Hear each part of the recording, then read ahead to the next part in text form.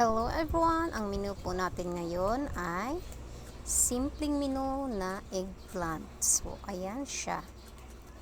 Panoorin nyo po kung paano ko to ginawa. So, masarap po to siya, promise. So, mag-start na po tayo.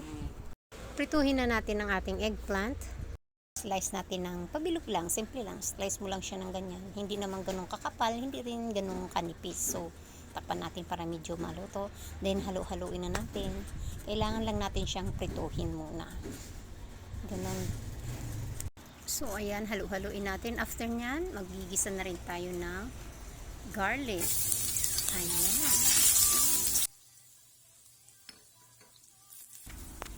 Then, lagay na rin tayo ng onion. After ng garlic, onion.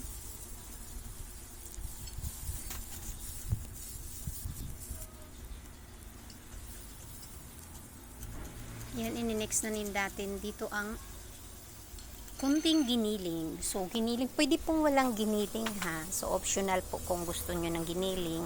Nilalagyan ko na lang ng konti. Pero, pwede pong walang giniling. Ayan.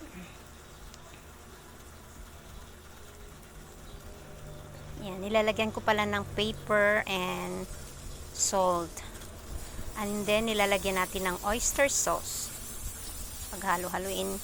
Then, after nyan, lagyan natin ng konting hot water. Para naman hindi masunog ang ating oyster sauce. So, lagyan natin ng konting hot water. Mas maganda talaga pag hot water ang ilalagay natin. Then, nilalagyan ko ng konting tomato sauce. Dagdag timpla po yan. Yan. Pwedeng kamatis ang ilalagay nyo. So, ako tomato sauce ang nilalagay ko. Yan, seasoning. And then, ilalagay na natin yung ating sinisit aside na eggplant. So, ganon. I-mix mo lang din yan. And then, nilagyan ko din pala ito ng ng paprika, konting spicy or paprika or chili flakes, pwede yun. At saka nilalagyan ko po dito ng alamang. Yan. Dagdag lasa, dagdag timpla po yung alamang, bagoong na alamang. Mas masarap pag nilalagyan po siya ng bagoong alamang din. So, ayan.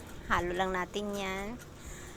Kasi luto naman na yung eggplant. So, ang ating dyan goal is imimix na lang natin sila with the sarsas.